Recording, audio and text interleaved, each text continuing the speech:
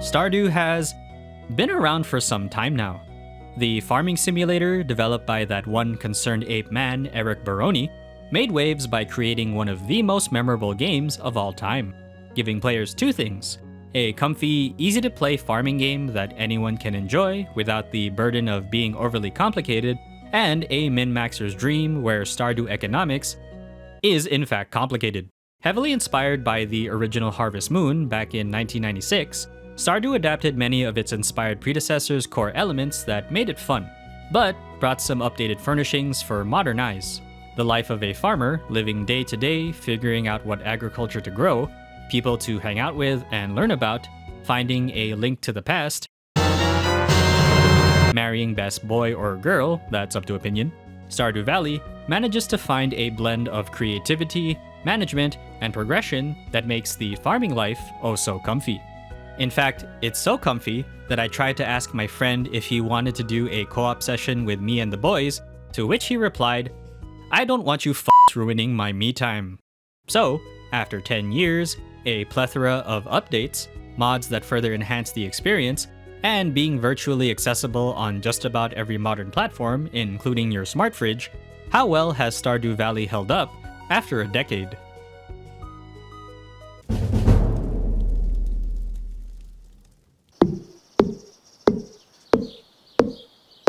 Stardew's plot is a very simple one. You get bored of working your corpo job, whose main logo will never not be humorously relevant, and decide to move to Pelican Town, which is nestled in Stardew Valley. And that's it. Alright, next section. Okay, wait. There's a bit more to it than just simply being the background plot for a farming sim. While playing Stardew doesn't necessarily hinge on having to go through its main story, the main joy of getting to experience it, though, is Pelican Town itself.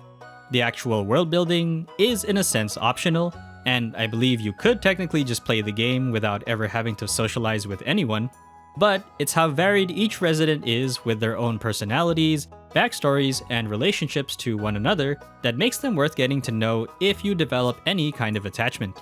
And by getting to know them, I mean having the wiki on a second monitor to make the gift-giving process much easier.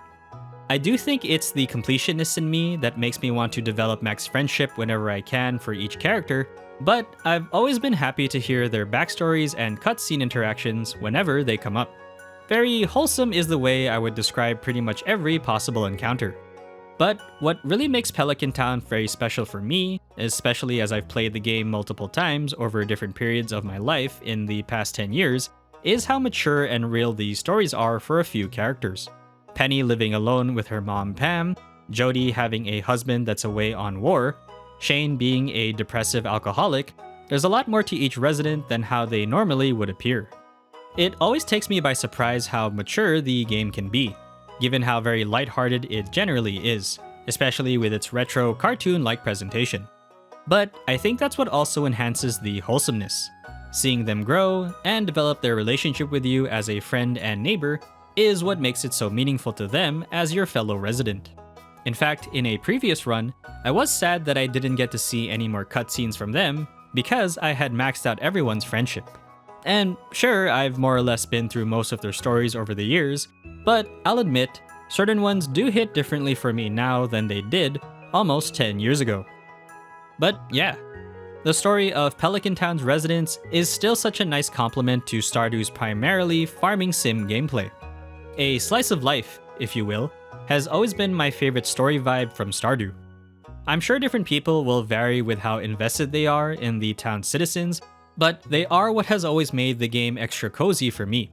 The happy moments, the sad moments, the cathartic moments, and the hilarious moments that I'm glad my friend told me about, otherwise I would have missed this completely, really makes this such a wholesomely fun game. Also, Pierre isn't that bad, right? I don't think I've ever come to really despise the guy. Oh, you motherfucker!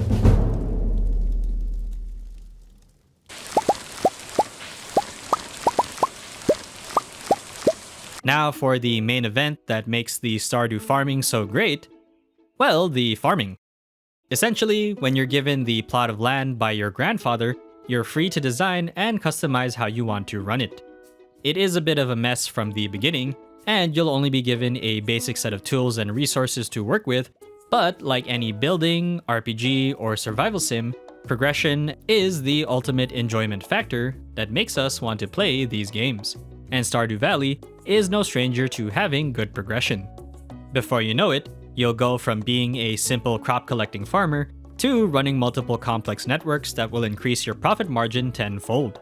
Ah yeah, spread them Excel sheets, baby. The actual farming itself is a fun process that varies with how many crops you're willing to manage. You basically till the soil, plant the seeds, which you can get from your local sore loser, and water it daily until the crop has fully grown. You can sell it directly to make cash, but you can also make other commodities out of the raw produce. Things like jams, beverages, or even cooked dishes have more added value. Later progression lets you have things like animals on the farm, which can also help make higher valued products. Also, you can name your furry friends. Other systems include fishing as another source of revenue, foraging to gather wild produce and collect lumber, and the combat system, which is integral to collecting ores and minerals to help upgrade and make better tools.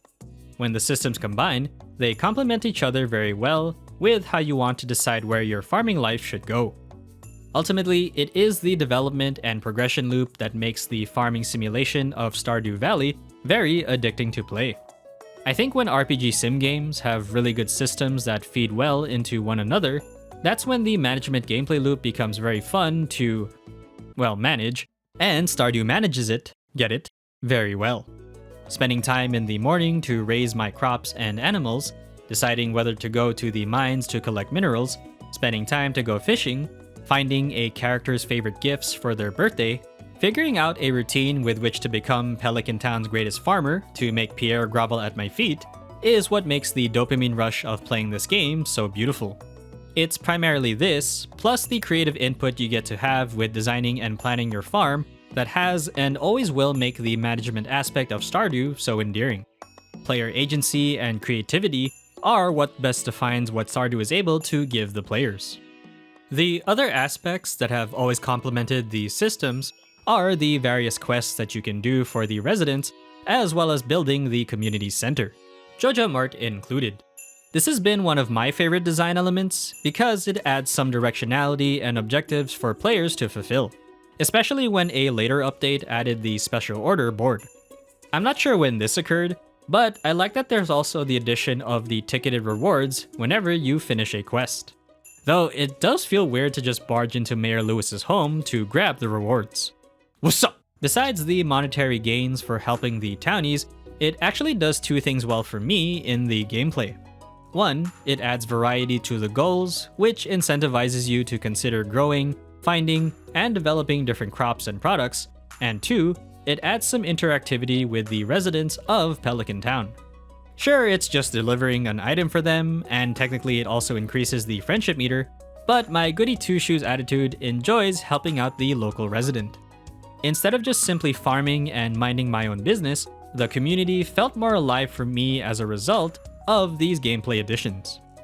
It's still great to play, and the gameplay management loop has never felt dull no matter how many times I come back to it. I also think Stardew's greatest strength is just how simple it is to pick up and play. Even when I have playthroughs that I haven't touched in years, it's so easy to just pick them up again and go through the motions. Though I always enjoy starting from scratch, especially given the number of farm types there are for you to try. There are limiting factors like energy, space, store hours, and time that prevent you from doing many things in a single day, but I've always appreciated these limitations so that they ensure I have to make careful decisions with how I should go about growing my farm from day to day. And if the base systems of the game either don't work for you, or the mechanics just aren't to your liking, there's always the mods. I've always been okay with just the base game, plus Mr. Concerned Ape adding a ton of updates over the years, so every time I come back, there's always some fun new addition to try, plus a few quality of life updates that make the farming life easier. I've never really felt the need to alter the game in any way, even today. But the mods are there for those who want them on PC, and I'm happy that they are always an option. I really should give them a try though. I heard there's some really fun ones out. Oh my god, Pam, what the fuck?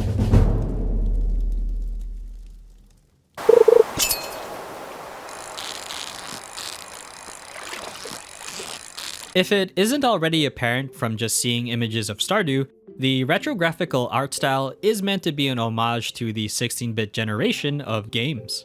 SNES era for those who may not know, also the same era that Harvest Moon comes from. In fact, if you've ever seen what Harvest Moon looks like, it's very obvious where Stardew's inspiration comes from. But speaking on just the graphics alone, as a fan of retro-inspired art styles from games that harken back the older eras, like how Shovel Knight emulates the classic 8-bit era, I am a huge fan of the way Stardew Valley emulates 16-bit.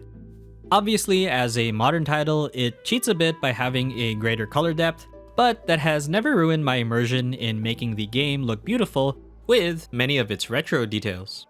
The sprites are evidently stuck to being on a 2D plane, but I've always loved how adorable the game tries to make the characters look emotive, sometimes even using actual emotive speech bubbles. The portraits are wonderfully detailed, with each character having a lot of personality to them, but still maintains a retro tinge to it as to not completely detract from the 16-bit aesthetic. And the backgrounds are by far the most pleasing visual aspect.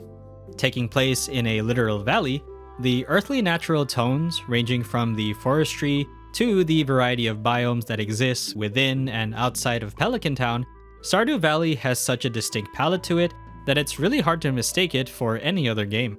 Though I think Terraria has a similar color vibe.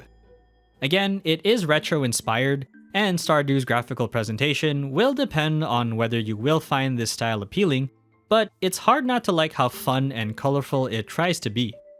I do think Stardew has a timeless aesthetic, by nature of it being a retro-inspired game that's meant to be a snapshot of an older generation, and it still manages to wear it beautifully today. Plus, it's just so easy to run on any platform that it's on. Try doing that, AAA studio. But the vibe and mood of Stardew would not be complete without the game's soundscape, which has never lost a beat. Effects-wise, I still love how charming and bright it tries to be when it comes to putting some audio personality into many of its assets. Things like picking up items, fishing, dialogue effects, even menuing, have an almost cartoony yet joyful profile that fits the wholesome mood of Stardew. But above all, it's the music that solidifies Stardew as being one of the comfiest games ever made. The best way I could describe it is that it's a mix of folk and country that makes for some of the most relaxing and serene OSTs ever made.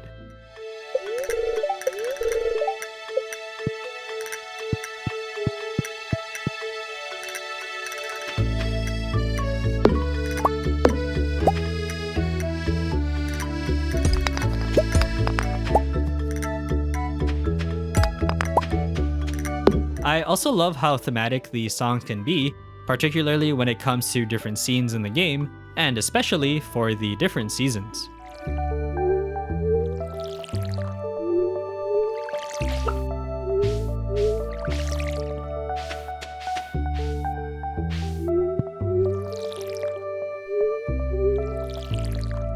But out of all the tracks in the game, the one that always manages to catch my attention is the opening song.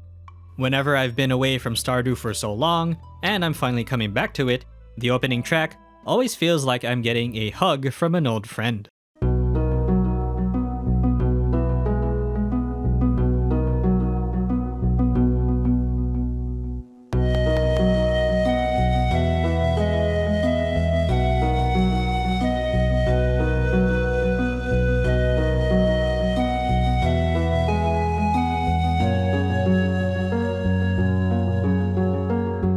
It's still great, and no matter how many years go by as games look different or how impressive future titles try to look, Stardew has such a distinct comfort vibe with its presentation that there really is nothing quite like it.